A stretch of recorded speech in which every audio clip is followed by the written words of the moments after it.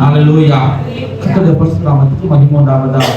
நாம் தொடர்ந்து இயேசு கிறிஸ்துவின் ஓமைகளை குறித்து நாம் தியானித்து வருகிறோம். ஆண்டவர் எதற்காக ஓமையோடு கூட பேசினார் என்றால், எல்லோரும் புரிந்து கொள்ளத்தக்கதாக ஆண்டவர் பேசினார். மனதில் இருக்க வேண்டும் என்று சொல்லிதான் ஆண்டவர் இலகுவாக எடுத்துக்காட்டோடு பேசினார். தொடர்ந்து நாம் பார்த்தோம், கடந்த வாரத்தில் பார்த்தோம், நல்ல சமாரியன் யார் என்றால் புறக்கணிக்கப்பட்ட ஜாதியார்கள், புறக்கணிக்கப்பட்ட மனிதர்கள். இவர்கள் ஆசாரியர்கள், லேவியர்கள், 3 பேரை தியானித்தோம். ஆசாரியர்கள் தேவனுக்காக ஊழியம் செய்கிறவர்கள், தேவனுடைய வார்த்தை பகிர்ந்து கொடுக்கிறவர்கள். லேவியர்கள் உடன் ஊழியர்கள், சபையில் செய்கிற எல்லா வேலையும் செய்கிறவர்கள். இந்த 3 பேர்ல யார் சிறந்தவர்கள் சொன்னார்? சமாரியன். சாதாரண ஒரு மனிதனா இருந்தாலும் அவன் இலக்க குலம் கொண்டவனாய் இருந்தான். ஆகவே நாம் உலகான இருக்கிறதை பார்க்கலும், ஆசாரியனா இருக்கிறதை பார்க்கலும், லேவியனா இருக்கிறதை பார்க்கலும், முதலாவதாக நாம் நல்ல சமாரியனா இருக்க வேண்டும். அதுதான் ஒரு முதல் படி. நீங்க யாரும் முதல் படி வராம மேல உயர வேண்டும் என்று ஆசைப்படுகிறோம். முதல் படியே ஒரு நல்ல மனிதன். ஹல்லேலூயா. அதுல நம்ம என்ன பேர் எடுக்கணும்? இது நல்ல மனுஷன் பேர் எடுக்கணும். அதுதான் ஒரு ஊழியக்காரன் என்று பேர் எடுக்கணும். ஹல்லேலூயா. ஆகவே நாம் தேவன் நம்மை பார்க்கிறார். மனுஷன் பிரகாரமாக ஆண்டவர் நம்மளை பார்த்ததில்லை. தேவன் நம்முடைய உள்ளத்தை பார்க்கிறார். ஆண்டவருக்கு தெரியும் நான் யார் என்பது தெரியும், நீங்க யார் என்பது தேவனுக்கு தெரியும். ஆகவே அவர் நம்மை தூரத்திலிருந்து நம்ம கண்ணோக்கி பார்க்கிறார். ஆகவே நாம் எப்படி வாழ வேண்டும் என்று சொன்னால் சமாதானம் போல வாழ வேண்டும். ஹல்லேலூயா. நம்ம உலகத்துல பார்த்து நம்ம ஒவ்வொரு காரியங்களும் நாம் செய்யும் போது நம் அருகில் யார் இருக்கிறார்கள், என்ன நடக்குது என்பதை பார்க்க வேண்டும். ஏதோ நாம் மட்டும் ஓடப்பட்டிருக்க கூடாது, நாம் மட்டும் வாழ்க்கை வாழக்கூடாது. பிறர் என்ன செய்கிறார்கள், பிறருடைய சூழ்நிலை என்ன என்பதை நாம் நிதானித்து பார்க்க வேண்டும். ஆசாரியரும் லேவியரும் கடந்து போகிறார்கள். ஒருவர் குற்றுவீராக இருக்கிறான், கடந்து போகிறார்கள். ஆனாலும் அந்த சமாரியன் அவங்க எது சொல்லிருக்காங்க? 2 பேர் ஆண்டு சொல்றாங்க. அவர் 2 பேரும் என்ன பண்றாங்க? 2 பேரும் சும்மா போறாங்க, தற்செயலாய் போகிறார்கள். ஒரு வேலை போல தற்செயலா கடந்து போகிறாங்க, சும்மா போறாங்க. ஆனா இந்த சமாரியன் பிரயாணத்தோடு கூட போகிறான். அவனுக்கு ஒரு வேலை இருக்குது, முக்கியமான வேலை இருக்குது. அந்த பிரயாணத்துல போகிற வேலையிலும் கூட யார் என்பதை பார்த்து அவனை காயம் கட்டுவானாய் இருந்தான். நீயும் நானும் காயங்களை கட்டுவனாய் இருக்க வேண்டும். காயப்படுத்தவனாக ஒருபோதும் போனால் இருக்கக்கூடாது. குடும்பத்திலும் நண்பர்களும் உற்றார் உறவினர்களும் நாம் காயம் கட்டுவதாக இருக்க வேண்டும். நாம் மூலியமாக யாருக்கும் காயங்கள் வரக்கூடாது. ஹல்லேலூயா. அடுத்த காயங்கள் யாருக்கும் பாரமாக இருக்கக்கூடாது, யாருக்கும் கவலையாக இருக்கக்கூடாது, யாருக்கும் கண்ணீராக இருக்கக்கூடாது, யாருக்கும் உபத்திரவமாக இருக்கக்கூடாது. கடந்த வாரத்துல ஒரு அம்மா சொல்றாங்க, நீ செத்து போனாலும் கூட நல்லா இருக்கும் ஐயா, நீ செத்து போனாலும் நல்லா இருக்கும். எல்லாரும் சொல்றாங்க இவங்க மாத்திரை போட்டு கொண்டுறாங்க. எல்லாரும் என்ன சொல்றாங்க? மாத்திரை போட்டு கொண்டுறாங்க. என்னால தாயும் பாருங்க, இவனுக்காகவே நான் சொன்னாமா, இது பார்த்து பார்த்து வாழ்க்கையே அவன் தம்பி என்னப்பா இப்படி இருக்கிற, என்னுடைய வயசு தெரியுது, எப்படி இருக்கிற, என்னதான் செய்யப்படுற வாழ்க்கையில, ஆதார் கார்டு இல்ல, ரேஷன் கார்டு இல்ல, ஒண்ணுமே. செத்தாலும் நல்லதுக்கு என்ன வேணும்?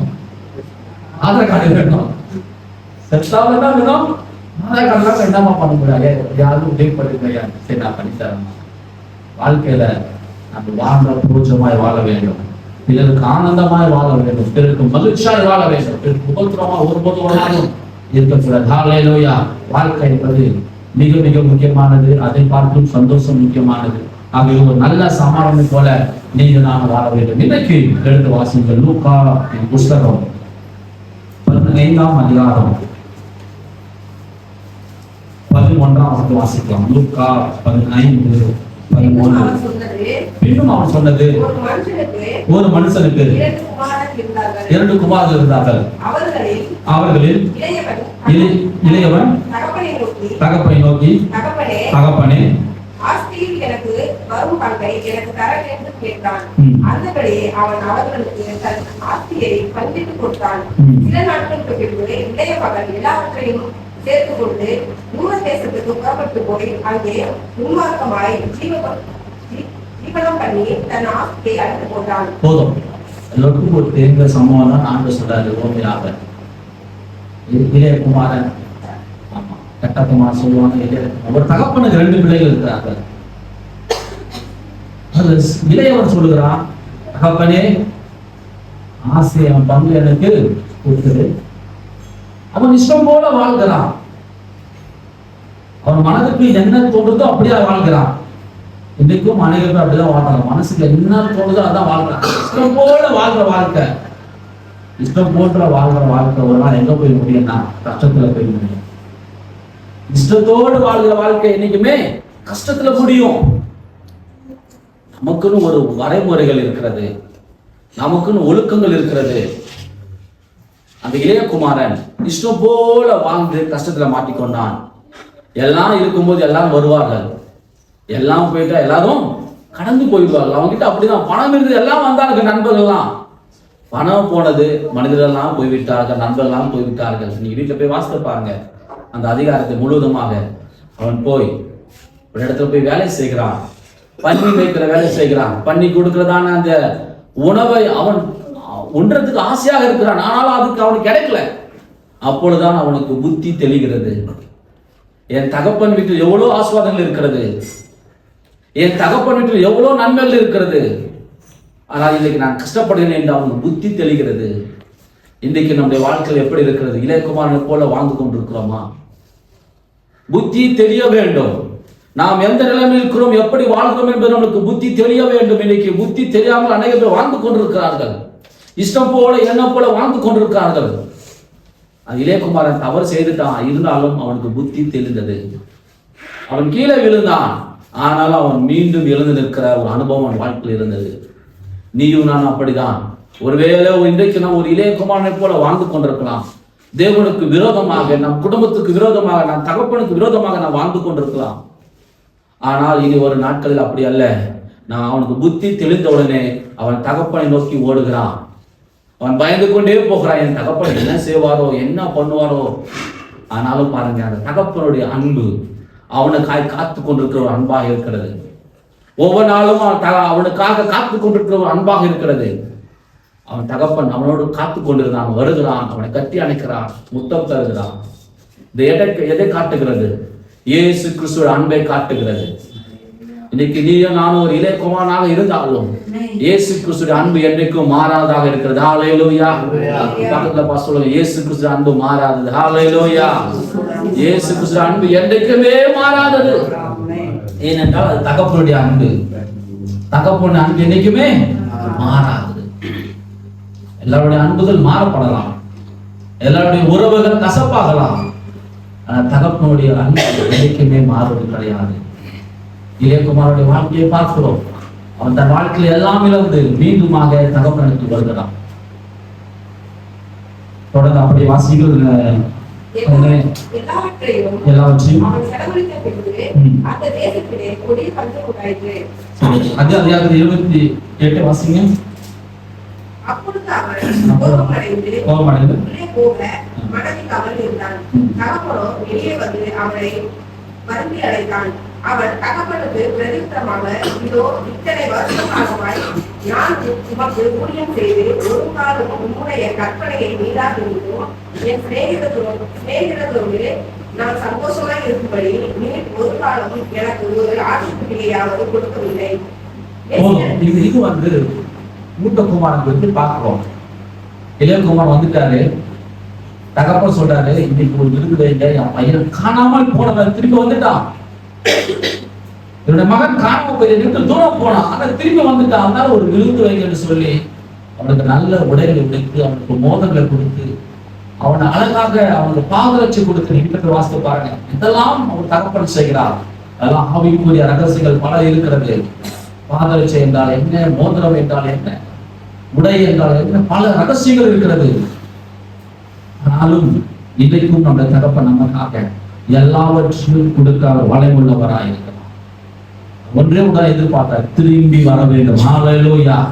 எங்க இருந்தாலும் திரும்பி வர வேண்டும். தகப்பனுடைய அன்பு அதுதான். அவன் திரும்பி போனான், ஏற்றுக்கொண்டார், தகப்பன் வாழ்க்கை ஆசீர்வாதமாக.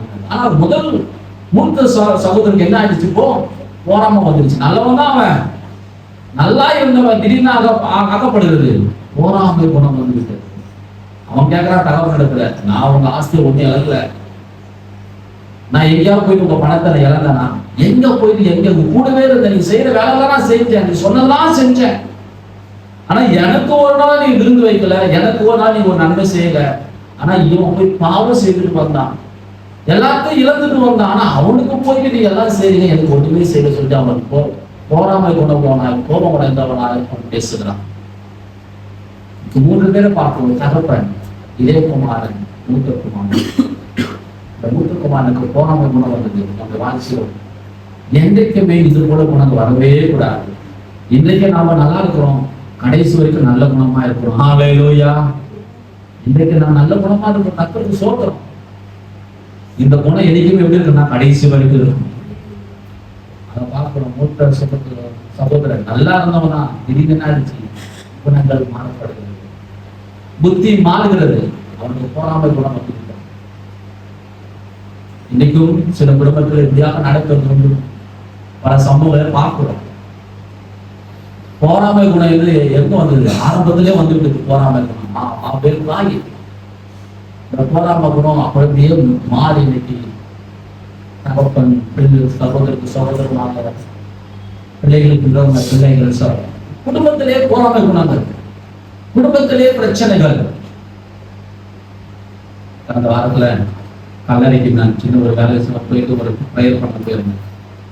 அருகாமையில ஒரு குடும்பம் வந்தது, பக்கத்துல பேசி கொண்டிருக்கிறாங்க. முதல்ல அந்த கல்லறையில அவங்க பெரிய சகோதரன் இறந்துட்டாரு. ரொம்ப நாள், ரொம்ப வருஷம் ஆயிடுச்சு. கல்லறை கட்டிட்டாங்க. அன்றைக்குதான் நான் இளைய மகன் இறந்துட்ட ஒரு சின்ன பையன், அதாவது 2 பேரும் ஒரே சகோதரர்.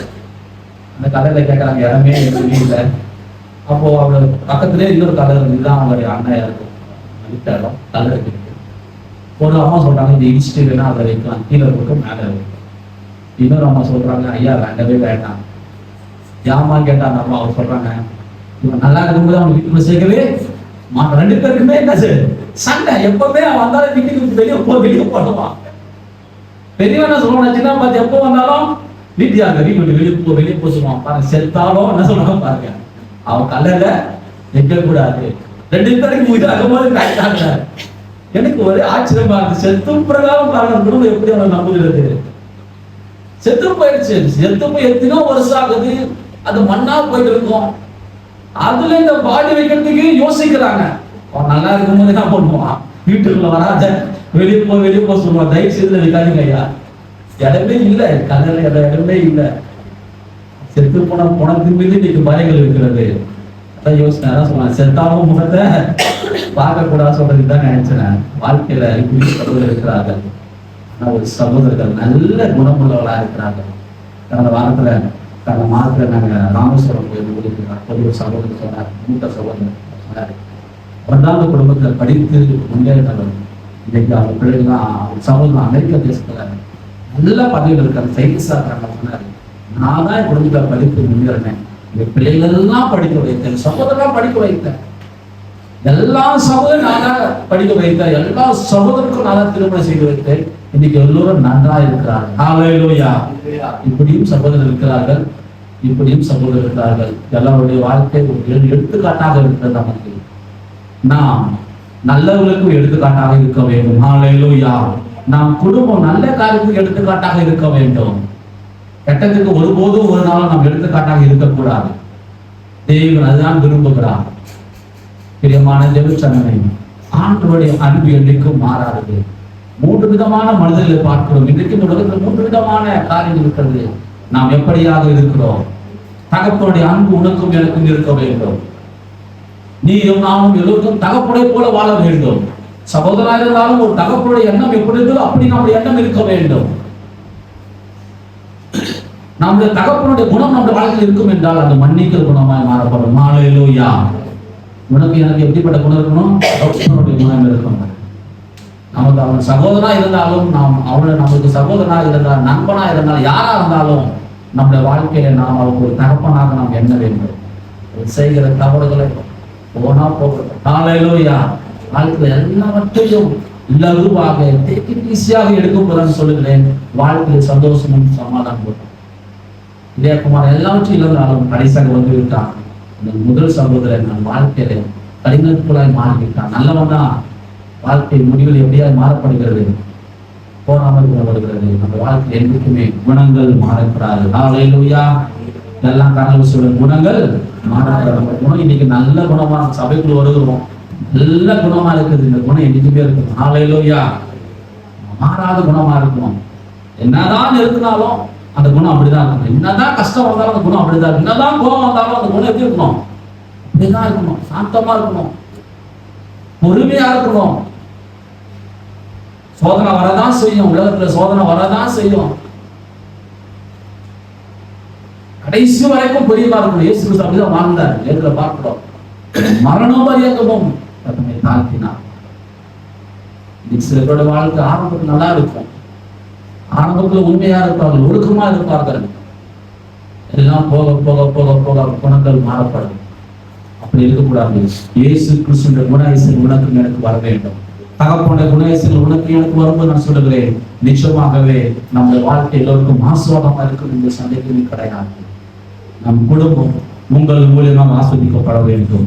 சபைகள் உங்கள் மூலியமாக ஆஸ்வதிக்கப்பட வேண்டும். வேலை ஸ்தலங்கள் உங்கள் மூலியமாக ஆஸ்வதிக்கப்பட வேண்டும்.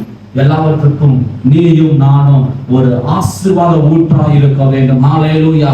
எத்தனை பேர் விசுவாசிக்கிறீங்க? ஆண்டவரே ஆசீர்வாத ஊற்றாக கட்டளை மாற்ற வேண்டும். ஹல்லேலூயா. 10 பேர்ல மக்கள் இருக்கக்கூடாது. 10 பேர் முதன்மையாக ஆண்டவராக இருக்க வேண்டும், முதன்மையாக இருக்க வேண்டும். பரிசுத்தத்திலும் உண்மையிலும் ஒழுக்கத்திலும் நான் சொல்லுகிற பாருங்க, அடிக்கடி சொல்லுகிறது அழைக்கிறோம்.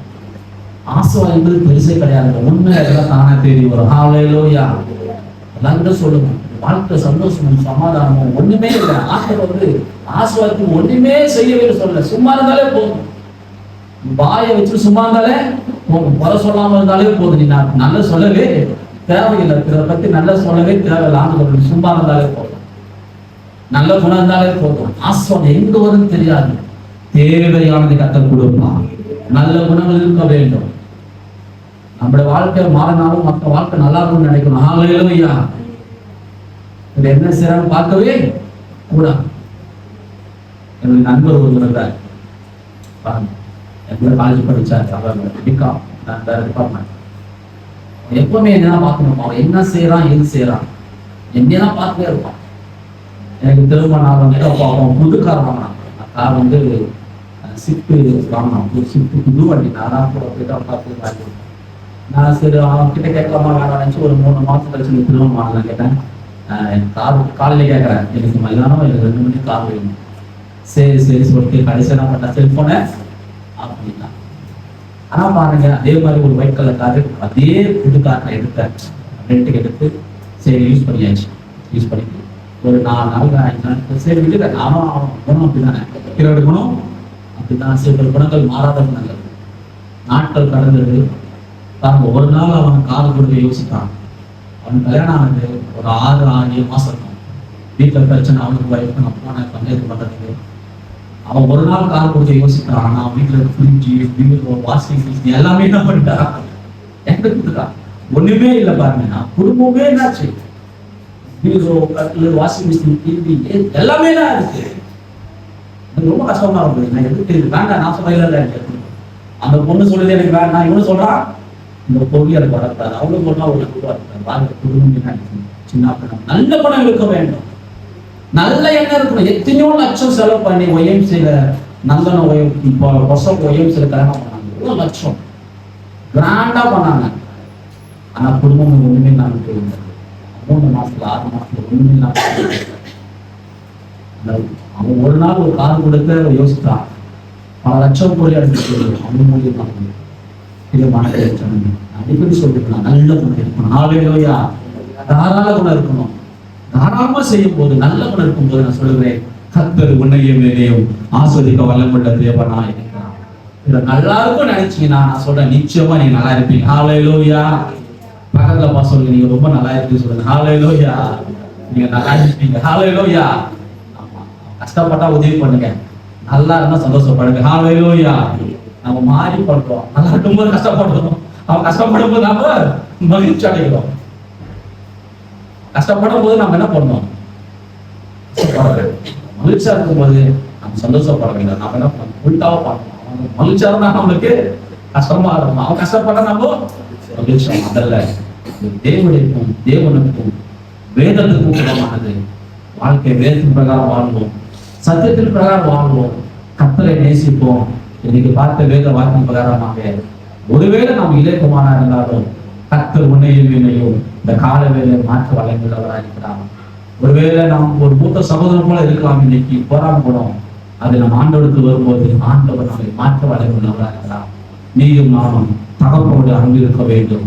என்றைக்குமே நீங்கள் ஒவ்வொரு பிள்ளைகளுக்கும் நீங்கள் தகப்பனை போல இருக்க வேண்டும். ஒரு வயதில் அவர் பெரிதானாலும் நீங்கள் அவருக்கு தகப்பனை போல மன்னிக்கிற குணம் இருக்க வேண்டும். நீங்க சகோதரனா இருந்தாலும் நீங்க உங்க சகோதரருக்கு தகப்பனாக இருக்க வேண்டும்.